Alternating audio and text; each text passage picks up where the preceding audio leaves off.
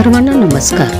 आपल्या मोबाईलमध्ये व्हॉट्सअपला बरेच मेसेज येतात आणि ते मेसेज वाचून झाल्यानंतर तसेच त्या ग्रुपला पडून राहिलेले असतात. मग हे मेसेज आपल्याला एक एक करून डिलीट करावे लागतात. त्याऐवजी त्या ग्रुपमधले सगळेचे सगळे मेसेज आपण कसे डिलीट करावे हे आपण जाणून घेणार आहोत. तर आपण एखादा ग्रुप ओपन करूया. हा माझा ग्रुप आहे.